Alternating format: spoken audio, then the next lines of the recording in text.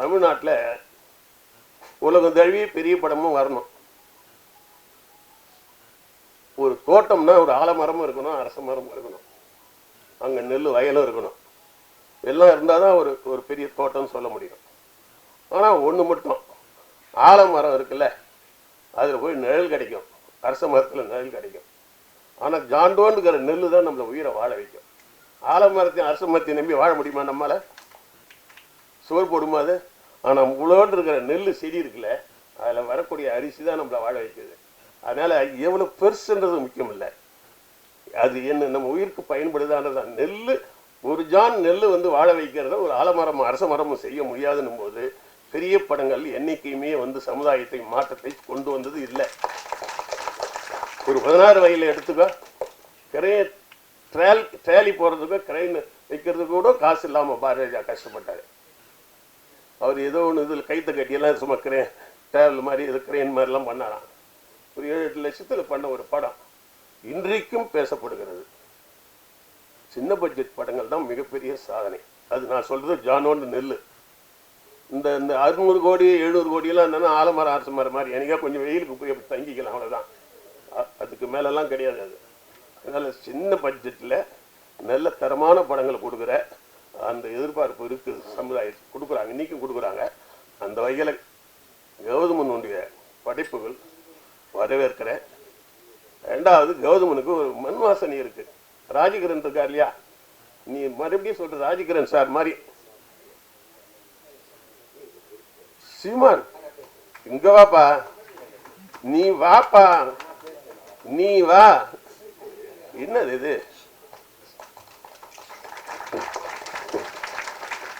உட்காரு.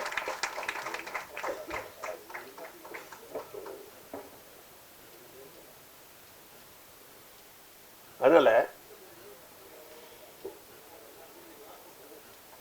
இன்னைக்கு பார்த்தீங்கன்னா பெரிய படங்களை வரது நான் தப்புன்னு நான் சொல்லலை. வாங்க, உலகம் தழுவிய லெவலுக்கு சொல்லுங்க. ஆனால் இந்த ஊரில் ரிலீஸ் பண்ணுறீங்க, இந்த ஊர் கலாச்சாரம் பண்பாடே இல்லாமல் என்னத்துக்கு இந்த ஊரில் ரிலீஸ் பண்ணணும்? தமிழ்நாட்டு மக்களையும் அவங்களுடைய வாழ்க்கையையும் நம்மளுடைய பொருளாதாரத்தையும் அரசியலையும் சொல்லாத படம் தமிழ்நாட்டில் வரக்கூடாது.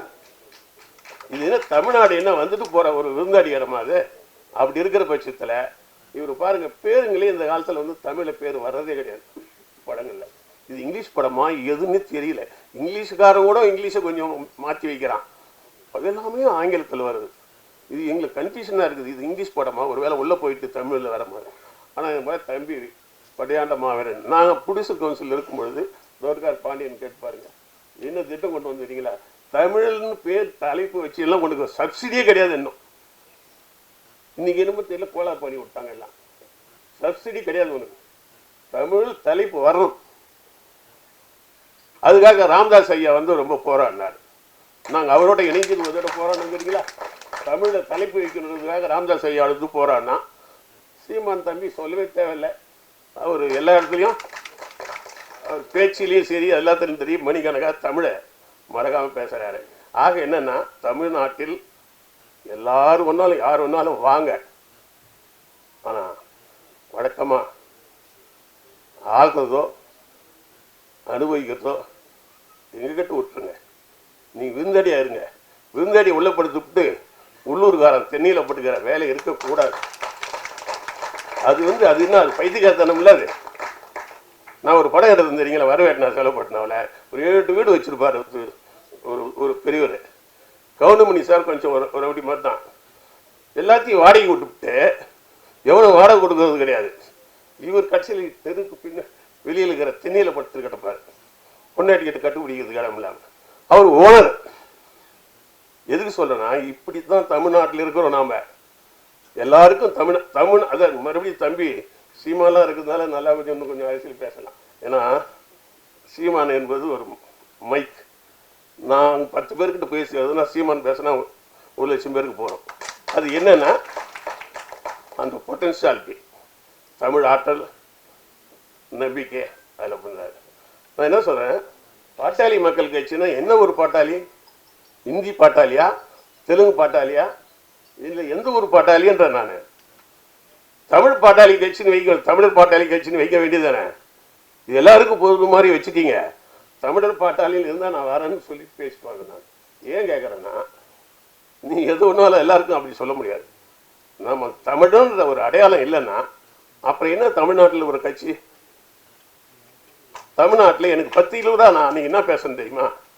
நீங்கள் வந்து தெற்கு இந்த வட மாவட்டங்களில் வளமாக இருக்கீங்க, தமிழில் பேர் வரும்னு சொல்லிட்டு ரொம்ப போராடுறீங்க. நான் வரவேற்கிறேன். அங்கே ஒரு மாரவாடி வந்துட்டு, திருவண்ணாமலையில் ஒரு எம்எல்ஏ மாரவாடி, இங்கே ஏதோ உக்கஞ்சமுதுன்னு ஒருத்தன் ஏதோ ஒரு மாரவாடி, எங்கே மதுராந்தகம்.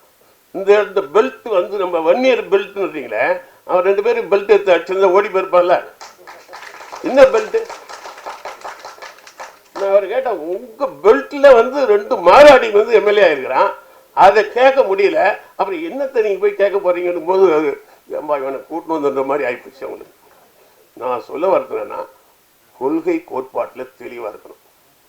அதாவது சில கொடி வச்சிருப்பான், எந்த கட்சிக்கும் ஜாயின் பண்ற மாதிரி சில கொடி, எல்லாருக்கும் ஒத்து போற மாதிரி சில துண்டு, எந்த கட்சிக்கு போனாலும் இது நம்ம கட்சிக்கு அந்த மாதிரி சில கலை அப்படி இருக்கக்கூடாது. சொன்னா உறுதியா அதுல இருந்தோம்னா என்னைக்கா ஒரு நாளைக்கு ஜெயிப்போம். அப்படிதான் காமராஜர் ஜெயிச்சாரு. காங்கிரஸுக்குள்ளே இருந்து விரல் விட்டாட்டினவர் காமராஜர், புரியுதுங்களா? அவர் காலத்து மாதிரிலாம் தமிழ்நாட்டுக்கு வளர்ச்சி இல்லை. அண்ணா சொல்லவே தேவையில்லை, மறுமலர்ச்சி ஏற்படுத்தினார்.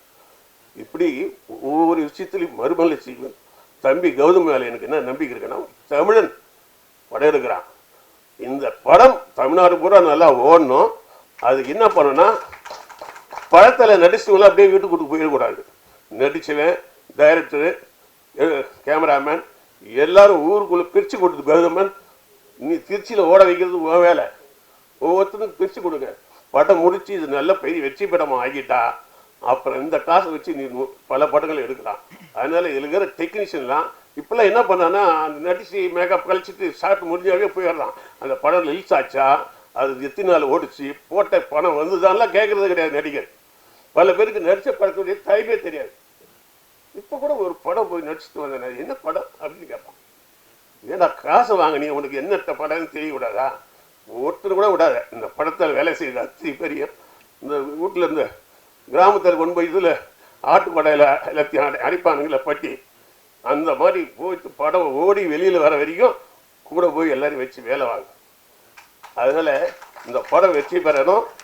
கௌதமன் ஜெயிக்கிறது கௌதமன் சம்மந்தப்பட்டது அல்ல, ஒரு கௌதம் மட்டும் தமிழன் அல்ல, தமிழ்நாட்டில் இருக்கிற எல்லாரும் சேர்ந்து மேலே வரணும். அதனால தலைப்பு முதல்ல தம்பி சீமான் அவர்களுடைய அன்போடு கேட்டுக்கிறேன். தலைப்பு தமிழில் இல்லைன்னா அது தமிழ் படம் இல்லை, ஒத்துக்காத. தமிழ்நாட்டில் ஏன் ரிலீஸ் பண்ணுறேன், வேற ஊரில் ரிலீஸ் பண்ணிட்டு அப்புறம் கொண்டு வாங்க. அப்படி எதுக்கு இது பண்ணுறீங்க?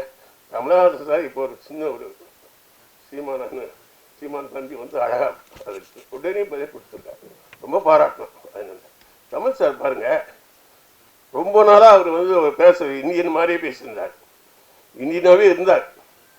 அவர் கட்டாயம் எம்பி ஆன உடனே தமிழ் ஆகிட்டார் இல்லையா? ஏதோ ஒன்று அனுபவம் கொண்டு வந்து அங்கே நிறுத்துறது தப்பு இல்லை. ஒரு மனிதனுக்கு ஞானம் லேட்டாக கூட வரும், முன்னாடி வர்றதுக்கு லேட்டாக தான் வரும். தமிழன்னு தைரியமாக ஒன்று சொன்னார், சிக்கல் வந்தது ஆனால் பின்வாங்கலை. அவர் என்னென்ன காரணம், நிறைய படிப்பார், நல்ல ஒரு நாலேஜ் உள்ளவர். பார்த்தாரு, என்னமோ உலக நாயகன்றானுங்க, அப்புறம் இந்திய நாயகன்றானுங்க, ஒன்றும் காசு போட்டு பணம் போட்டால் தூக்கி போட மாட்டேது. இந்தியா வடநாட்டுக்காரன் நம்மளை வந்து தூக்கி போடுறான், கமலைன்னா வடநாட்டுக்காரன் ஏற்றுக்க மாட்டான், அங்கே மட்டும் பண்ணுறான். இவ்வளோ பெரிய நாயகனா உலக நாயகனாக இருக்கிறான், நம்மளை வடநாட்டுக்காரன் ஒத்துக்க மாட்டானே. இதெல்லாம் பார்க்குறாரு, இன்னத்துக்கு போலியே வாழணும், தமிழன்ட்ட முடிஞ்சு போச்சு. தமிழன் நீ வேலையை பாருன்னு சொன்ன தைரியமாக சொன்னார். அதை தம்பி சீமன் அவர்கள் அழகாக பாராட்டினார். அந்த மாதிரி தம்பி கௌதமன் அவருக்கு உதவி பண்ண, அதாவது தமிழ் யூனிட், இது தமிழர்களுக்கு உருவாக்கக்கூடிய படம். இந்த மாதிரி படங்கள் தொடர்ந்து நிறைய ஓடணும், மற்ற படங்களும் ஓடட்டும். அது எங்கே வச்சுக்கணும்னா, தென்னை மேலே படுகு வைக்கிற மாதிரி, விருந்தாடி வந்தால் தென்னையில் படுங்க, அது தனிக்கு சாப்பிட்டு சாப்பாட்டு கொஞ்சம் கொடுத்துட்டு எப்பப்பா போகிறேன்னு சொல்கிற அளவுக்கு தான் வச்சுக்கணும் வெளியாளுங்க. இங்கே என்ன பண்ணுறேன்னா, முதல்வர்களே நம்மளால இல்லை, கடைசியாக ஒரே ஒரு வார்த்தை மட்டும் சொல்லிடுறேன், தம்பி சீமானுக்கு ரொம்ப பயன்படும். கன்னத்தில் போய் நான் படம் எடுத்தேன், அங்கே போய் படம் எடுத்தேன். அங்கே வந்து நான் ராஜகுமார் அவர்களை வந்து அரெஸ்ட் பண்ணாங்களே, நம்ம விருப்பம் எல்லாம் பண்ணார் இல்லையா, அப்போ கூட நான் என்ன பண்ணேன் மனசாட்சியோட, ராஜ்குமார் ஒரு பெரிய சினிமா ஆள், பெரிய ஆளாக இருக்காரு. அதனால் நம்மால் தான் வீரப்பன் ஐயா கூட. ஆனால் ராஜ்குமார் சினிமாவில் சாதிச்சவர், கஷ்டப்பட்டு மேலே வந்தவர். அங்கே எனக்கு மன்றம் இருந்தது, பெங்களூரில் திருவள்ளுவர் நற்பணி மன்றம்னு வச்சுருந்தேன். அந்த மன்றம் வந்து சார்பாக நான் நெடுமாற ஐயா கிட்ட சொல்லி நான் கொஞ்சம் சப்போர்ட் பண்ணேன். உடனே ஒரு குழு போட்டாங்க கர்நாடகாவில், 12 பேர் கொண்ட குழு. யாரு? ராஜ்குமாரை மீட்கிறதுக்கு. அதில் வந்து என்னுடைய திருவள்ளுவர் மன்றம் ஒன்று, 12 பேர் கொண்ட குழுவில் திருவள்ளுவர் நற்பணி மன்றம் ஒன்று. அப்படி இருந்த பட்சத்தில் நான் படம் பண்ணிட்டு இருக்கிறேன். திடீர்னு என்ன பண்ணிட்டேன், அந்த ப்ரொடியூசர் கவுன்சிலை கூப்பிட்டு என்ன ஏப்பா நீ ஒரு கமிட்டி மெம்பராக இல்லைன்னாங்க பெங்களூரில். வேணாங்க, நான் ஏற்கனவே போலீஸ் சங்கம், டைரக்டர் யூனியன், போலீஸ் எல்லா இடத்துலையும் இருக்கேன், எதுக்கு இங்கன்னு. இல்லை, நம்ம ஊரில் நம்ம பெங்களூரில் நீ தொடர்ந்து படம் எடுக்க போகிறேன்ல, அதனால் ஒரு கமிட்டி மெம்பராக ஆகனாங்க. எங்கள் பேச்சை கேட்டு போட்டேன் கமிட்டி மெம்பருக்கு. உடனே ஒரு ஆள் எனக்கு வட்டல் நாகராஜன் இருக்கா இல்லையா, அவருக்கு அடுத்தது கோவிந்தன் ஒருத்தருக்காரு இல்லையா, அவர் ஒன்று அங்கேருந்து எனக்கு ஆள் வந்துச்சு. ஷூட்டிங்கில் சேர் போட்டு உட்காடுறாங்க. தம்பி, நான் வேற ஆள்னா வேற மாதிரி பேசுவோம். ஏன் நீ நல்ல படம்லாம் எடுக்கிறாளே, உனக்கு கெட்ட பழக்கமே இல்லையா, ஃபேமிலி படம் எடுக்கணும், அதனால தான் கொஞ்சம் மரியாதையாக பேசுகிறோம். நீங்கள் வாங்க படம் எடுக்க போங்க, ஆனால் கர்நாடகாவில் கமிட்டி மெம்பர் ஆகலாம், செயலாளர் ஆகலாம், இதெல்லாம் வேணாம், இதெல்லாம் எங்கள் ஊருக்காரங்க பார்த்துக்குவாங்க, உங்கள் வேலையை மட்டும் பாருங்க. நான் உடனே சும்மா படிப்பு தான் அளக்கெடுக்குதுன்றது ஒன்றும். சீமானுக்கு நல்லா பேச தெரியும், அதனால தான் நான் நிறைய பேர் எதிர்ப்பு சம்பாதிக்கிறாரு. அவர் ஒன்று மாதிரியுமே பேசிட்டு வந்து அவருக்கு ஏன் எதிர்பார்க்க போகுது. 2 மணி நேரம் 3 மணி நேரம் வரலாறுலாம் வச்சு பேசும்பொழுது விவரமாகறானா சண்டை எதுக்கு வரும். அது மாதிரி என்ன பண்ணிட்டான் என்ன கேட்டான், நான் எனக்கு உடனே வாங்கி பண்ணிட்டு வந்துருக்கலாம், சரிங்க விட்டுருங்க படம் பண்ணிட்டு வீட்டுக்கு போடலான்னு. யோ உங்கள் ஊருக்காரெலாம் நான் சிஎம் ஆகுவோம், நான் கோவப்பட்டேன். இது என்னது உங்கள் ஊருக்காரெலாம் நாங்கள் சிஎம் வரைக்கும் எடுத்து ஆக்கி பண்ணுவோம். ஜெயலலிதா கர்நாடகத்துலேருந்து வந்தது, அது சிஎம் ஆகணும். எம்ஜிஆர் கேரளாவிலேருந்து வந்தார், அவர் சிஎம் ஆகும். இப்படி ஒவ்வொருத்தராக பண்ணிட்டு இருக்கிறாரு. இன்னும் சில பேர் கூட சுட்டி காட்டினேன், ஆந்திராவிலேருந்து வந்தவங்களாம் சிஎம் ஆகிட்டாங்க. அங்கே நாங்கள் தமிழனை கூட பார்க்குறதில்ல, நாங்கள் சிஎம்ஏவே உங்கள் ஆளுங்களா மேலே உட்கார வச்சு பார்க்குறோம், நீங்கன்னா ஒரு கமிட்டி மெம்பருக்கு இப்படி பார்க்குறீங்கன்னு வேவராக கேட்டேன் நான். உடனே அந்த ஆள் என்ன பண்ணான்னா, நம்மளை பெருந்தன்மையாக நினைப்பான்னு நினச்சி பேசிட்டேன். நீ முட்டாளா நான் இருக்கணுமான்னு கேட்டான். நீ முட்டாளா தமிழ் கர்நாடகாரன் தான் ஆளன்னுட்டான். நான் உடனே நான் சொன்னதில் அப்படி படுத்தேன், கோவப்பட்டு புண்ணியமே கிடையாது. நேராக போய் அந்த கமிட்டி மெம்பரை வாபஸ் வாங்கிட்டேன். வேணாம் நீங்களே இருங்க, தப்பு இல்லை.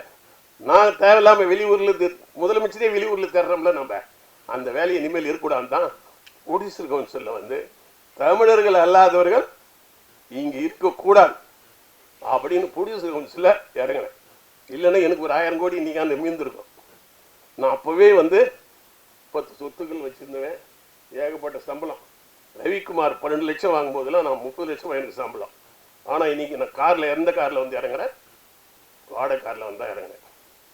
எதுக்கு சொல்ல வரேன்னா, தன்மானன்னு வரும்போது இந்த பிரச்சனையெல்லாம் வரதான் செய்யும். இப்போ கௌதம் தான் டேக்ஸை கட் பண்ணுறாப்புல. எதுக்கு நான் வந்த உடனே என்ன பண்ண தெரியுமா, நேராக கேஆர்ஜின்னு ஒருத்தர் ப்ரொடியூசர் இருந்தார், அண்ணன் இருந்தார், பாண்டியன்லாம் இருந்தாங்க, எல்லாம் கேட்டு பாருங்க.